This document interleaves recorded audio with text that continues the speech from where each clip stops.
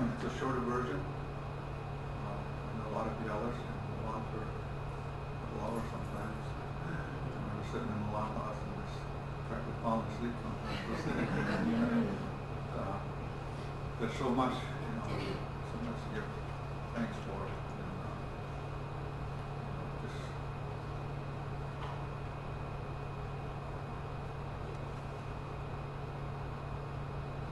I guess just looking out for the day from here, you can see it.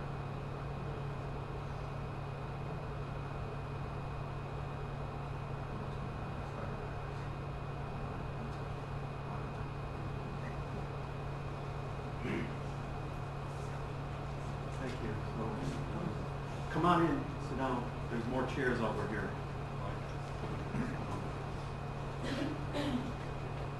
My name is Phil Arnold. I'm in the faculty member in the Religion Department and Native American Studies at Syracuse University, and also the director of SCANO, Great Law Peace Center.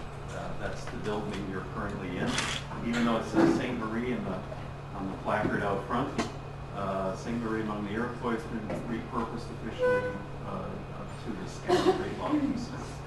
I'll talk more about that in a minute. But so I've been doing this work of teaching about the relationship between religion and colonialism for about 30 years or so. Well, writing about it and then teaching about it the last 25 or so. But it was 10 years ago that we happened to go to a UN Permanent Forum panel, these external events to the forum that was on the doctrine of discovery, and there we heard Tanya Ganella-Frischner, Oren Lyons, Steve Newcomb, among others. Some of the people we'll be talking about a lot today, I think so. It was there I learned about the doctrine of discovery, which almost perfectly crystallized this a kind of theory or monumental grand scheme of things that sort of put in perspective all of colonialism and then its relationships to our problems today. So there's so many dimensions of this issue, the doctrine of discovery. I come at it from a religious perspective. We're going to be hearing from others talking about it from legal perspectives and other perspectives. So and then people experience it quite differently from one another. So I'm glad we made a start at this. We brought this idea to the council at Onondaga here, and because they filed their land rights action last month, and it mentioned specifically the doctrine of discovery, we wanted to do something quickly, and we thought this would be the best day to do that right after the permanent forum in New York. So we're going to be talking about that too. But of course, this is a complicated affair to mount. Any conference is a very complicated thing. The devil's in the details, so to speak. So, a successful conference requires a lot of planning, and we have a great team. I wanted to mention Gail Bundy as you came in the door. Gail's been helping us, Jessica Dolan.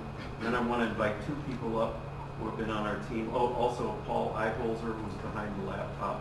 So we're going to be live streaming this morning session anyway, and some of the afternoon. And we're also going to be Skyping people in. So it's really, it's complicated looking. Just watch out for all the cables and such. Don't take a tumble. But I think it's all going to work out. But I'd like to introduce Sandy Bigtree and Sue Eichholzer, who have been working tirelessly on this conference.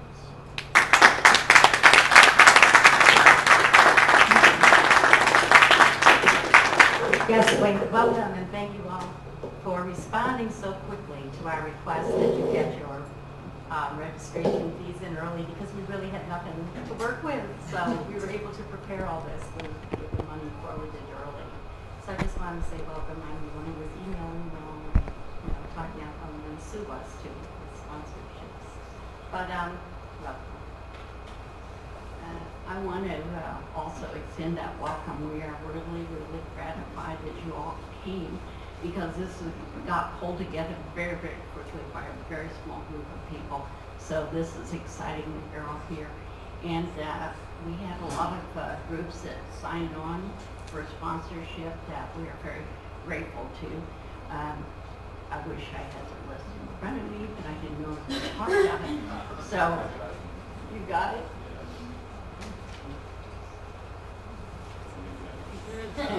Well, noon of course, the SU Religion Department at the Onondaga, but most important, All Saints Church Parish here in Syracuse was a co-sponsor of the Loretta community, the Native American Culture Center, the United Methodist Church Native group, and there was a Quaker group too that was great. And the Zen Center, don't want to forget the Zen Center. So, sorry about those.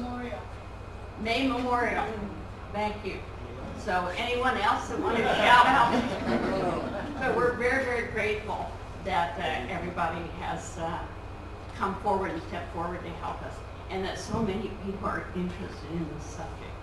So, you have in your folder the schedule for the day, but basically we're going to hear from Joe Heath, and we're going to, Betty Wines is going to speak to us about the permanent forum with a message from Tanya Ganella Fritchner, and then we will have the religious groups tell us what they've been doing and what they are doing. And after that, we will have a break and have lunch, and then we're going to put you to work, because we're going to go into brainstorming sessions and think about and come up with some really good concrete ideas about what we can do next and where we want to go. And I hope that out of that we'll have some really good ideas, and it will help galvanize you for what you can do. And then we'll come back to the group and share what each group has to come up with. And we'll eat it again. And then tonight we're going to party and watch a movie. So thank you so much for coming, and enjoy yourself.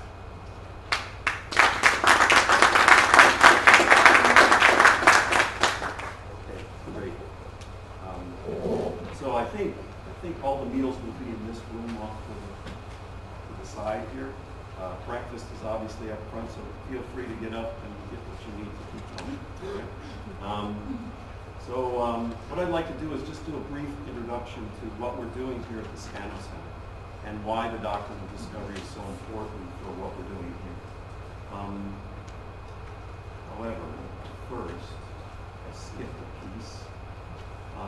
Mark Halberstadt would like to make a presentation to the Tadadaho. Mark is the filmmaker of the film Tonight, Cow, Jews, and Indians, but he wants to make this presentation now this morning. So Mark, why don't you come up?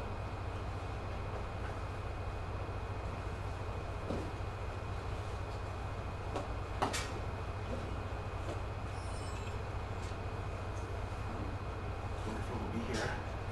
I'll try to be brief. When I started making this film, the film has a lengthy title, Cow, Jews, and Indians, How Hitler Scared My Family. And I woke up in a Iroquois longhouse with a picture of Jesus reminding me, for the wrong reason, that I owe the Mohawks rent.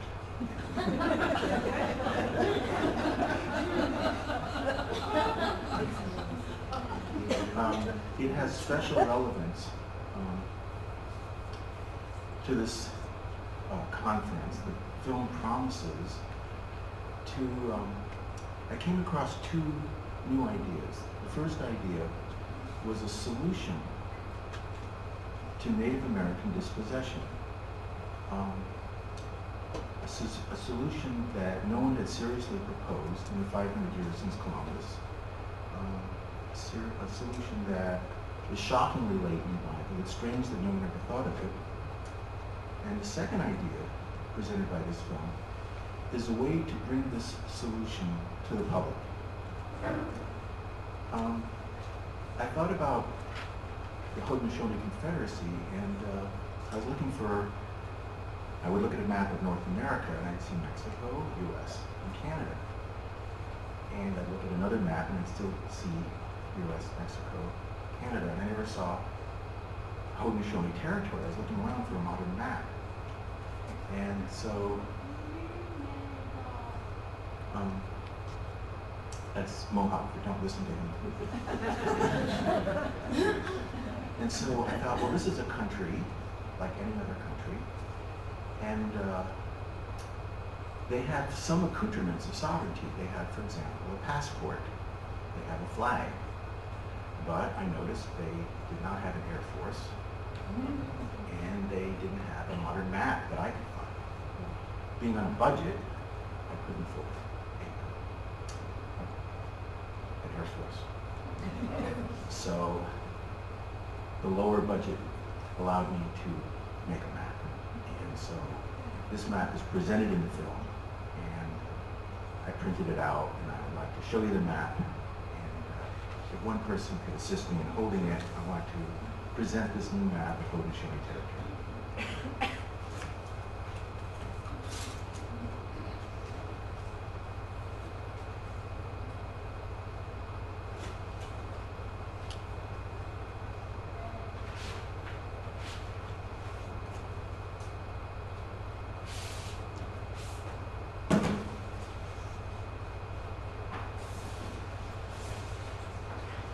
Here's the poster for the film in case you didn't see it.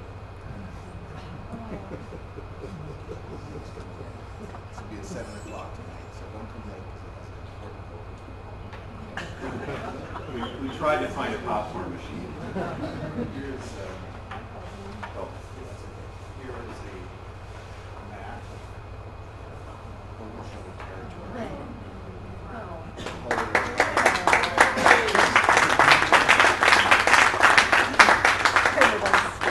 Read the small print in case refuting all territorial claims of the United States of America and Canada, correcting the political inaccuracies of all previous quote-unquote United States of America and quote-unquote Canada, quote-unquote maps.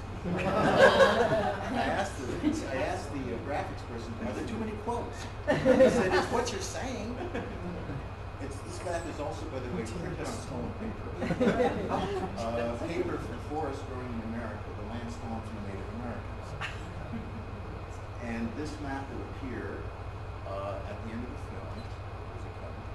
You will get a new dust jacket for all prayer books, hymnals, missiles, and Bibles. That say on the cover, the paper in this prayer book, hymnal, missile, Bible, the verses are printed in this one paper from forests growing in America, the land stolen from Native Americans.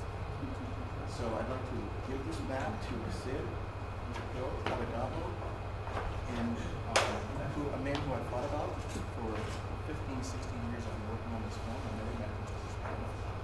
And thank you very much.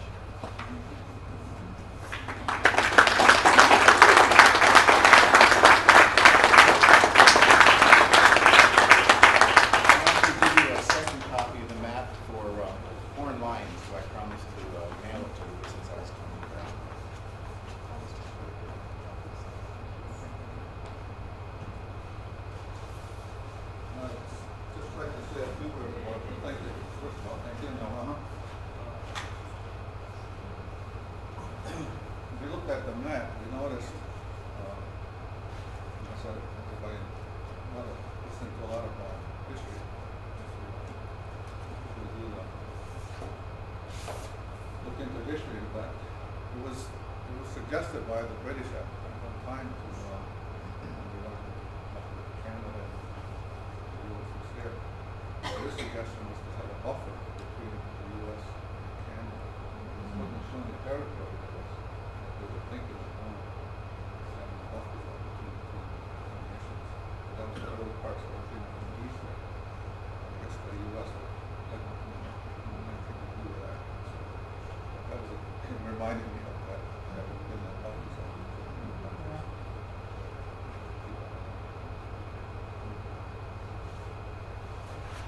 Great.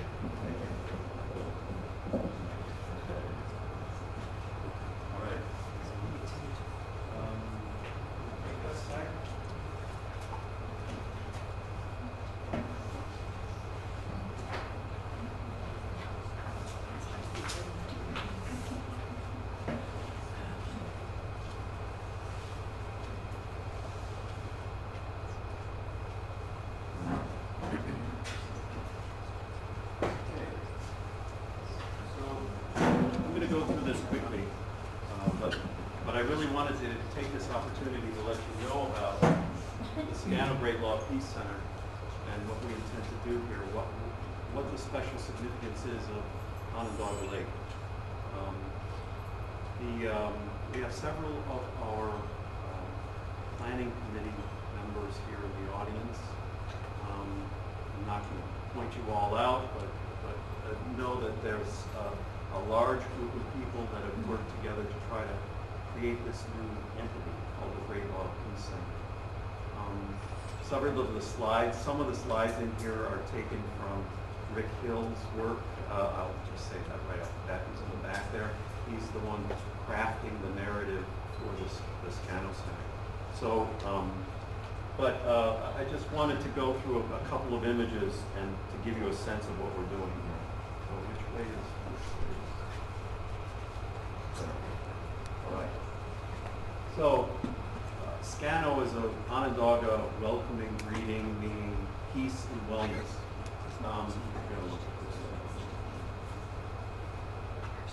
And part of that, as you heard in the Thanksgiving address, much of that has to do with human beings' relationship with the natural world. What we'll be covering in this place will be welcome, Scano, this idea, the creation narrative, the Thanksgiving address, the coming of the Great Law of Peace, which took place here at Onondaga Lake over 1,000 years ago, European contact, and in particular the doctrine of discovery. As you haven't seen it yet, but we have a Jesuit fort associated with this site. And we've opened up the fort so that you can go see. That was the previous, tourist draw to this place. And then Haudenosaunee influences on American society. This is a widely collaborative venture. The site is owned by Onondaga County. It's managed by OHA, Onondaga Historical Association. And we have all these colleges and universities involved in developing the content of the place. So, and then Onondaga Nation, and Onondaga Nation is one of the few remaining nations, indigenous nations, that still govern themselves by their pre-American system of government. That means that the Great Law of Peace, the Longhouse tradition, has been practiced here continuously over 1,000 years at least. So, they're overseeing the content of this place.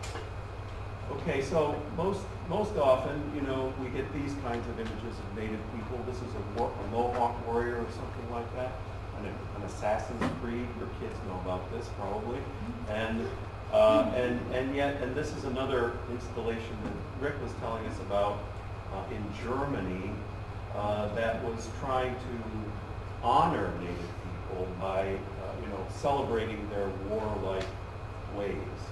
But indigenous peoples everywhere, I found, really have to govern themselves by peace traditions.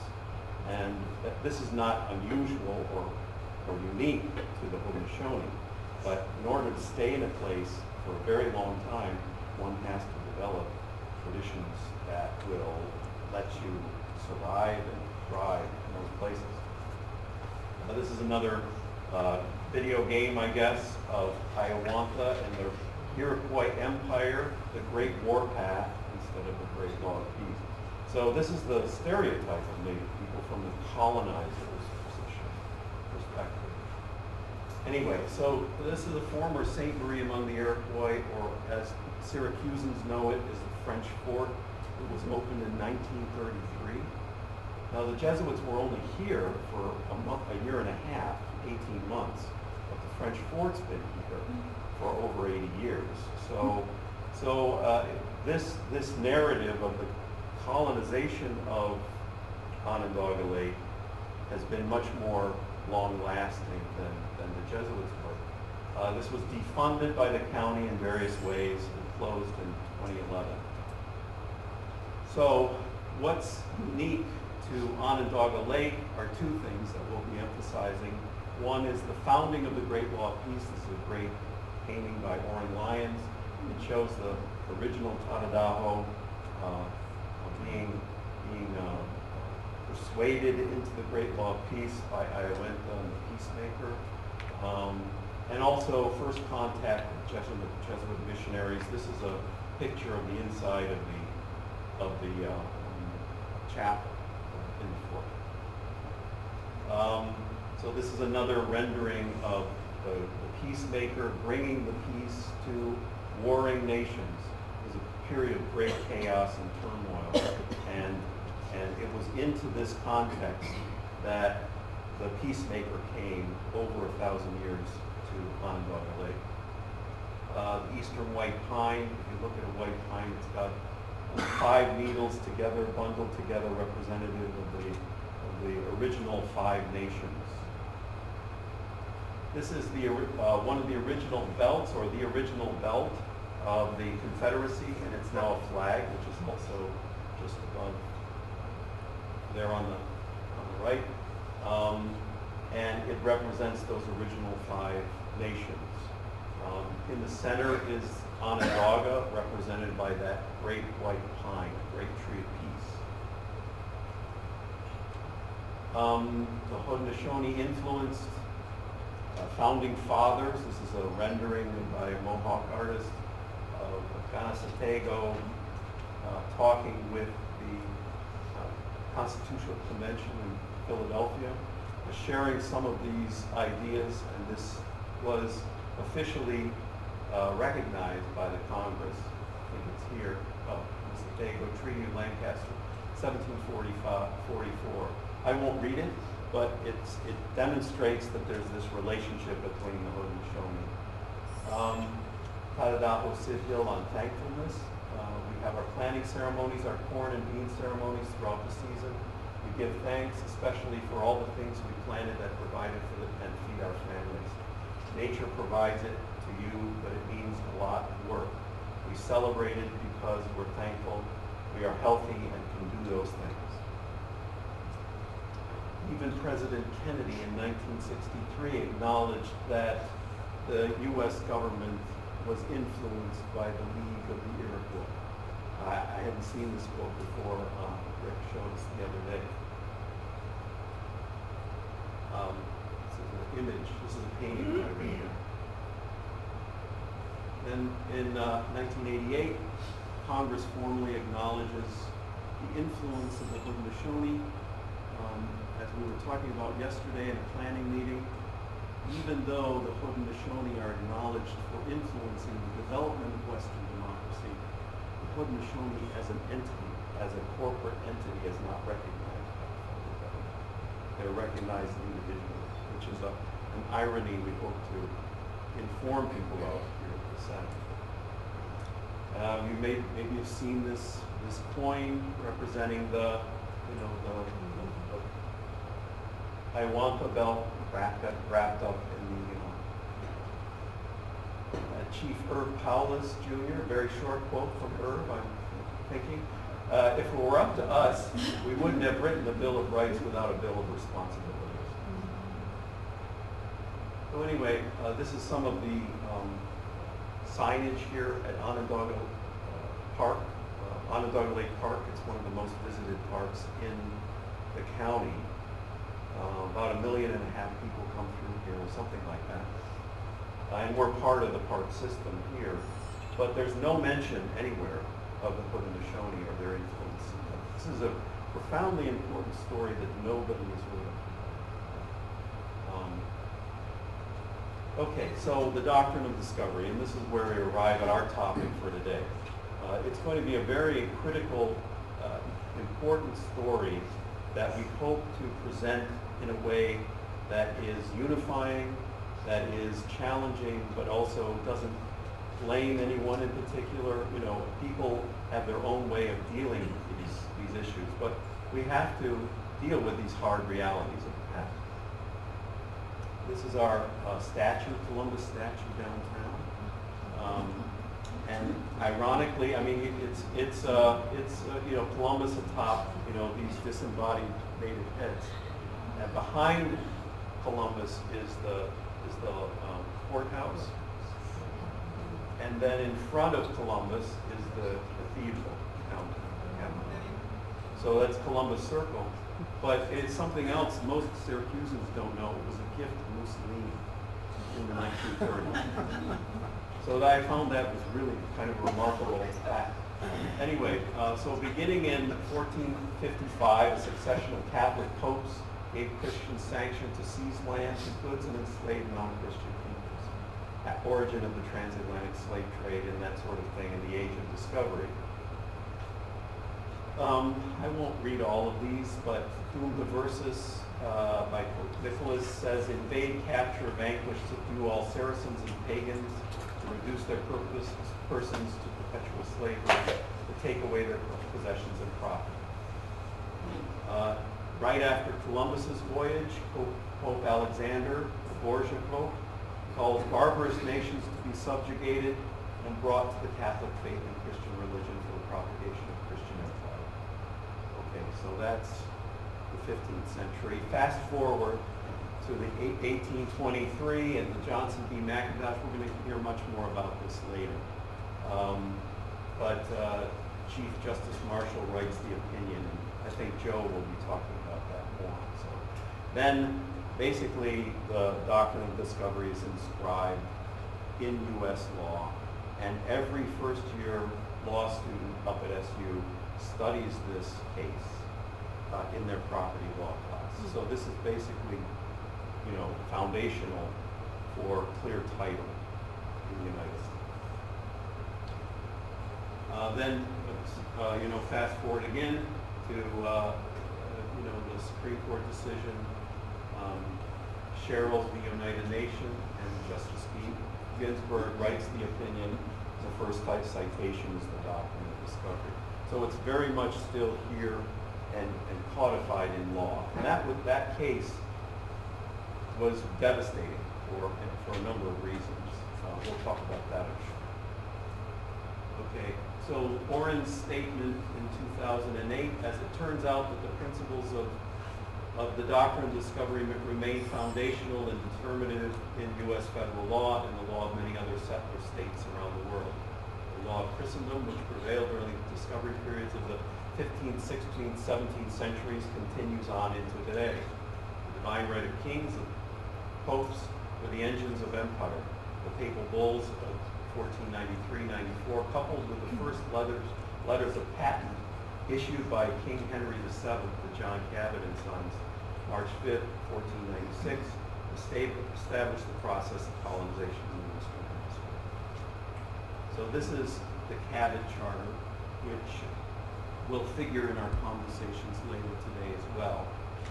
Henry VII basically granted North America to Christian family of Cabot. Then John Diefenbacher Krall, who will be speaking to us in a little bit, is the first to write this repudiation statement. It has been very influential, I think, in affecting changes around the country, if not the world.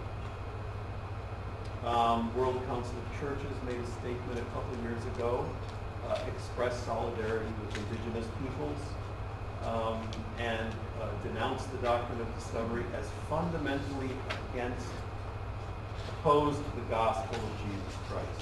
And I think that's a key point that we should probably bring out.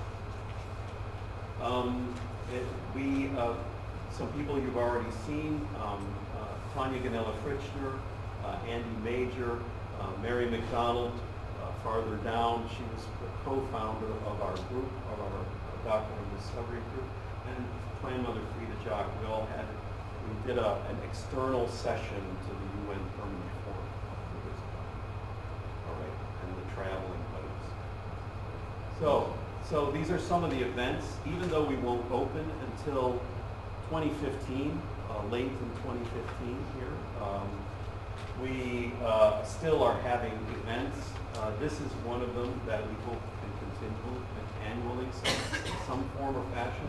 The Haudenosaunee Wooden Stick Expo in September, and then we've got another event coming up, Indigenous Perspectives on Museums, which will be very helpful for us, and we're inviting other speakers in.